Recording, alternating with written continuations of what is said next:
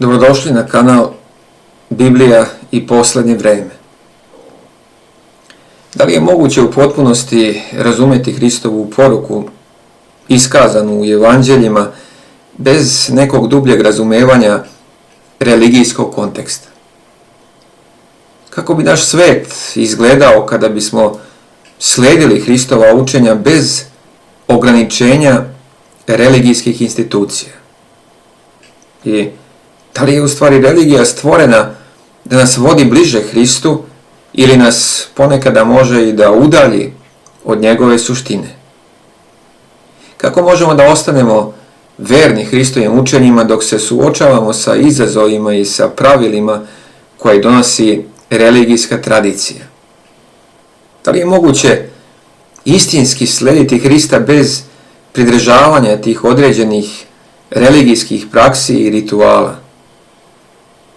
Zar nije istinska vera više od mehaničkog pridržavanja religioznih pravila i obreda? Može li to pravo duhovno ispunjenje da dođe iz rituala ili je potrebno nešto dublje, nešto kao što je recimo vera u Hrista? I da li nas religija može promijeniti iznutra na jedan način na koji to može da učini vera u Hrista? Hristos je više od religije. Hristos je više od tradicije ili od verovanja. On je ličnost, on je osoba koja poznaje naše potrebe.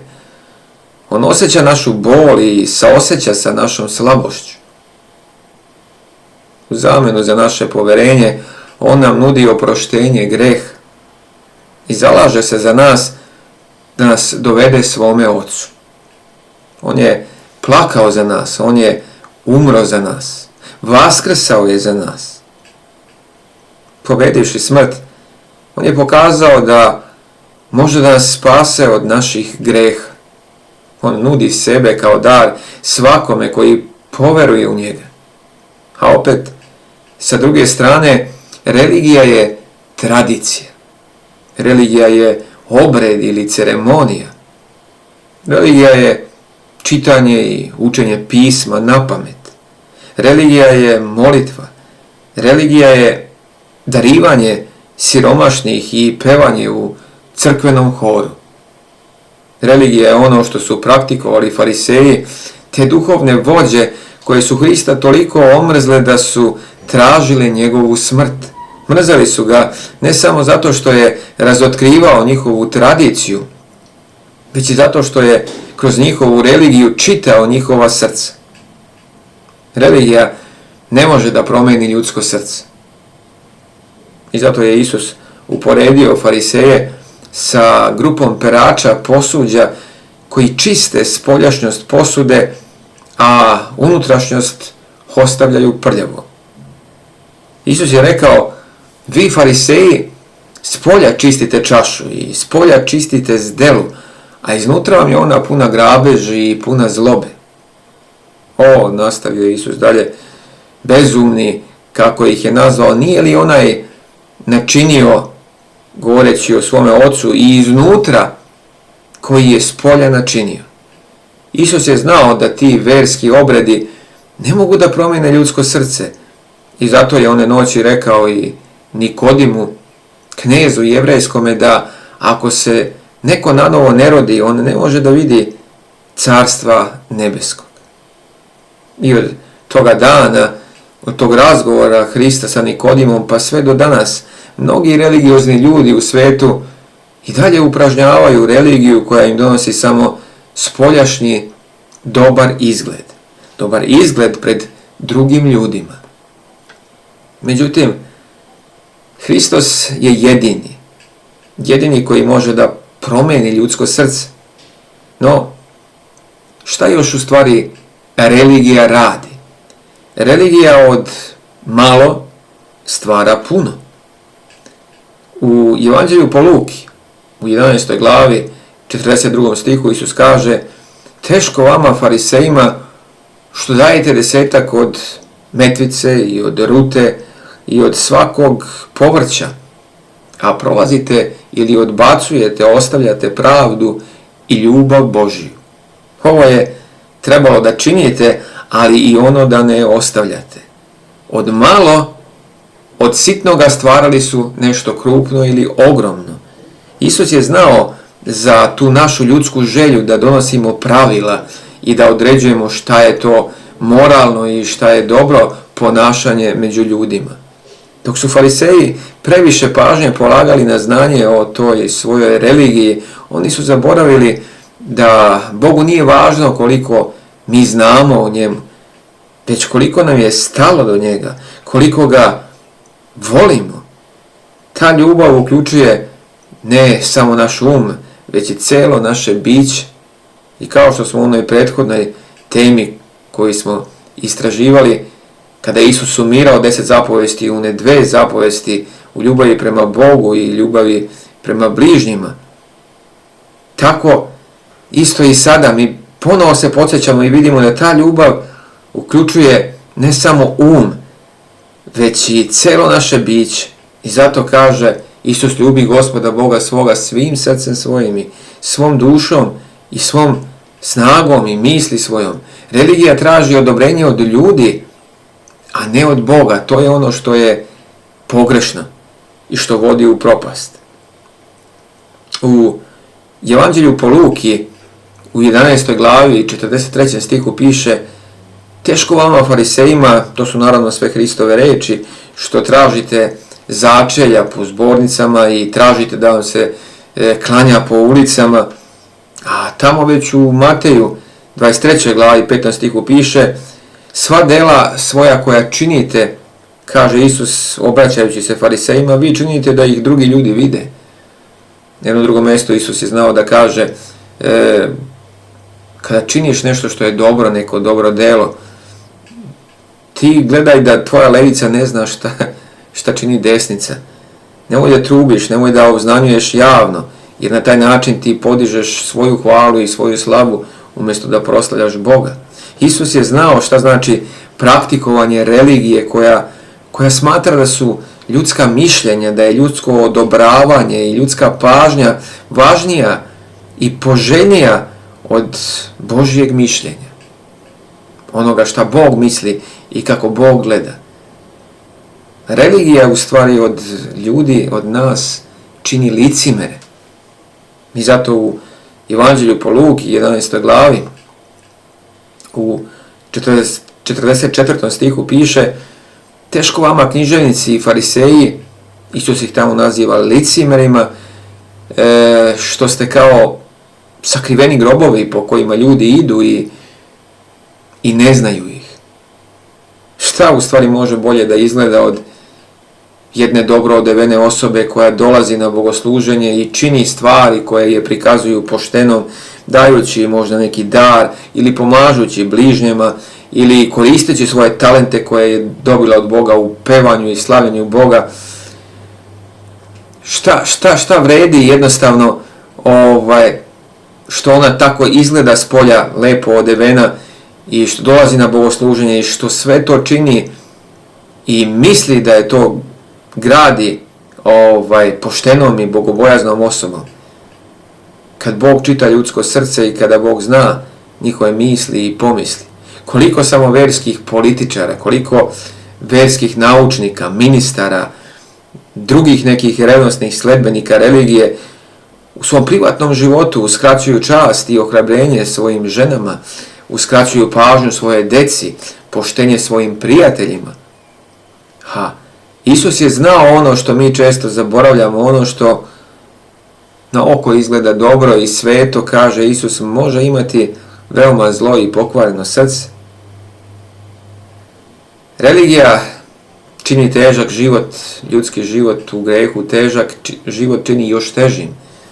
I zbog toga što religija ne može da promeni ljudsko srce, religija pokušava da kontroliše ljude sa tim svojim zakonima i očekivanjima koja nisu u stanju da održe ni oni najrevnosniji, najpobožniji ljudi.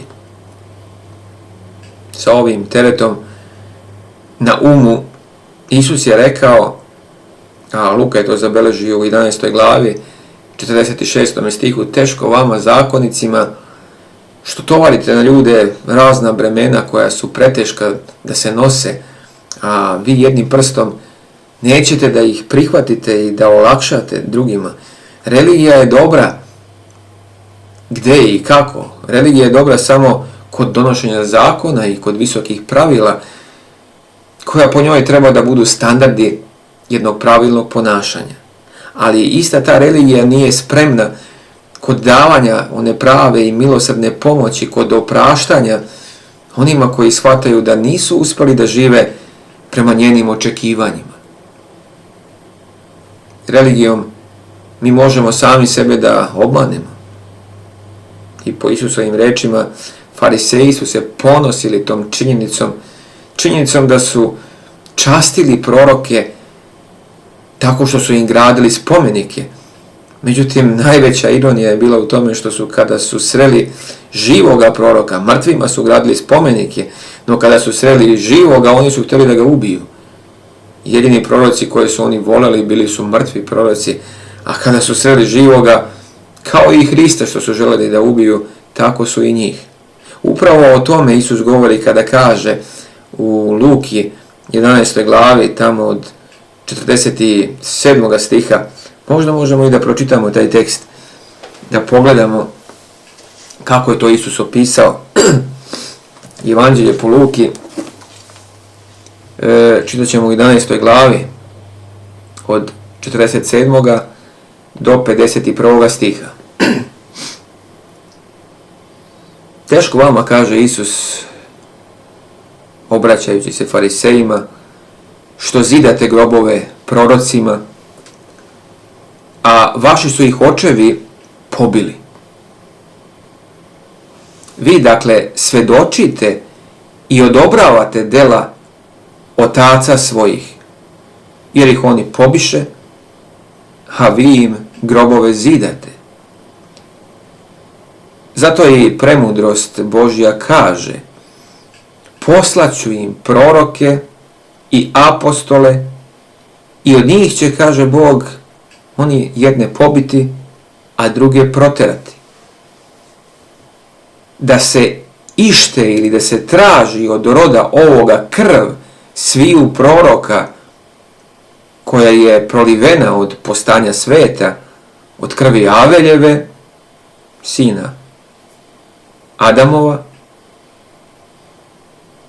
pa do krvi Zarijine, koji pogibe među oltarom i crkvom.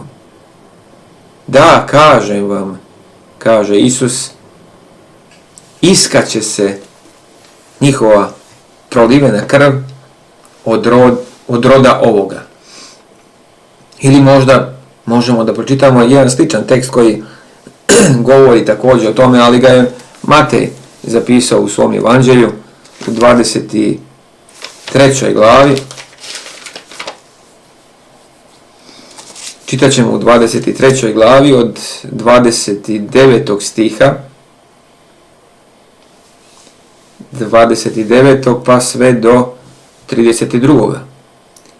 Teško vama, književnici i fariseji, licimeri, to su i Hristove reči, sve je slično sa onim prethodnim tekstom, samo što ga ovdje oslikava Matej, kako je on to video i kako je čuo i razumeo Hrista. Teško vama, književnici i fariseji, licimeri, što zidate grobove prorocima i krasite, ukrašavate rake pravednika i govorite, o da smo mi bili u vrijeme svojih otaca, koji su, tamo vidjeli smo u prethodnom stihu, pobili te proroke i pravednike, o da smo mi bili u vrijeme svojih otaca, ne bismo sa njima pristali u krv proroka, kao oni ne bi učestvovali u njihovom ubistvu. Time, kaže Isus, samo svedočite za sebe da ste sinovi onih koji su pobili proroke. I vi dopuniste meru otaca svojih. Fariseji su se prevarili. Oni nisu smatrali sami sebe kao ubice proroka.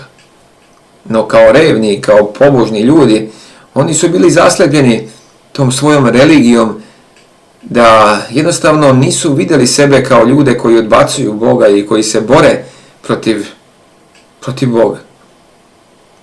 Šta još u stvari religija radi?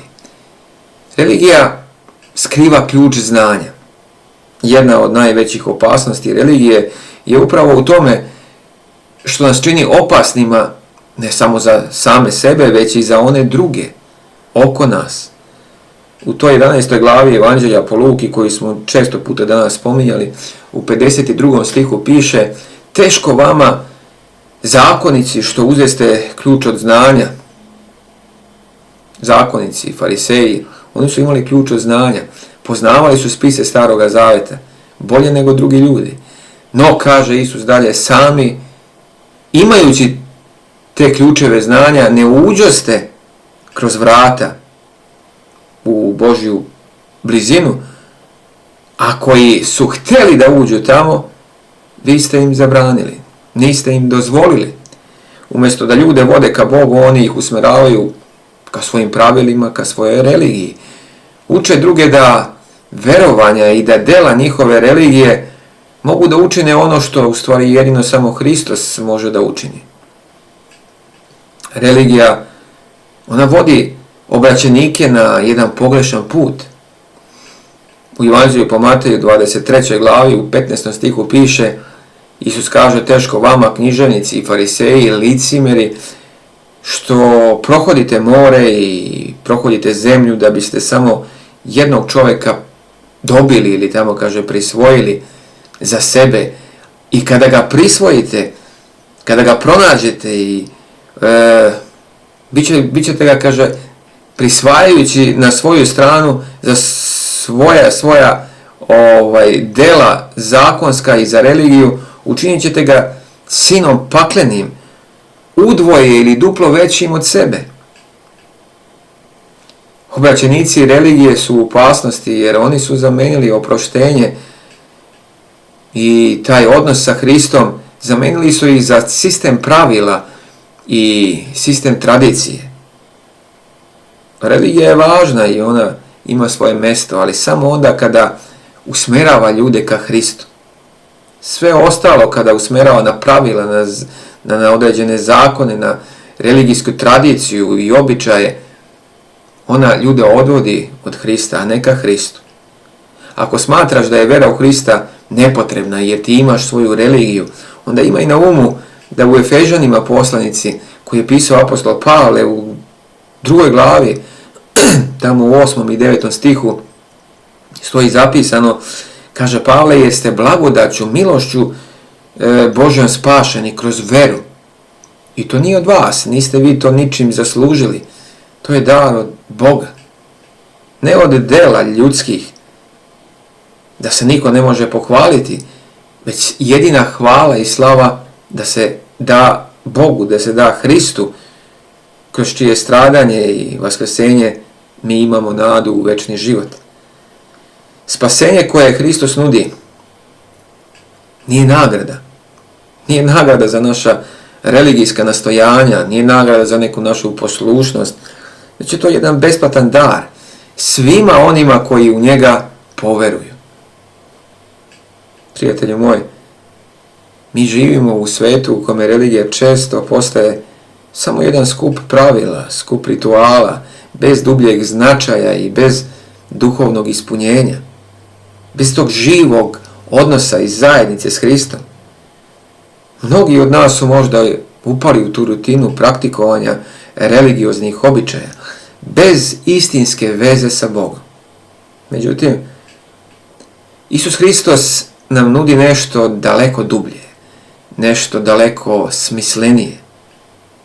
I upravo prihvatanje Hrista nije samo pridržavanje pravila. To je jedan živ, to je dinamičan odnos s Bogom. Isus nas poziva na ličan odnos sa njime. On nas veoma dobro poznaje. On nas voli, on želi da budemo deo njegove porodice, deo carstva njegovog. Vera u Hrista, ona nije samo neka teorija, suva formalnost, ona je živa stvarnost koja menja naše živote i to ne s polja, već iznutra. Kao što kaže Isus, ne samo da čistimo zdelu s polja, nego ono što je još važnije iznutra, naše srce, naš um.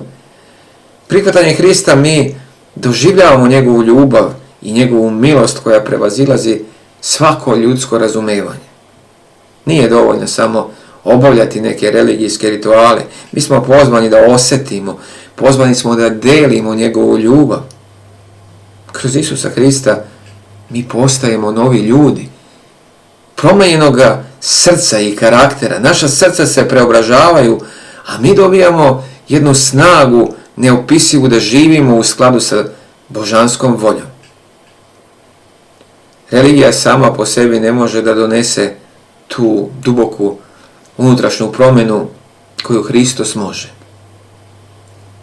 Isus nas oslobađa od tereta zakona. On nas oslobađa od svih tih tereta rituala. U njemu mi nalazimo slobodu, nalazimo radost života koji je ispunjen smislom i nadom. On nas poziva da hodamo u veri, a ne samo u nekom slepom izvršavanju pravila i forme. Vera u Hrista nam donosi obećanje, Božje obećanje, ne bilo čije, obećanje večnog života. To nije samo neka buduća nada, to je realnost koja nas menja. Način na koji mi sada živimo kao građani, kaže Pavle, carstva nebeskog. Mi u Hristu nalazimo mir, nalazimo utehu i sigurnost koja prevazilazi sve ovo zemaljske nevolje.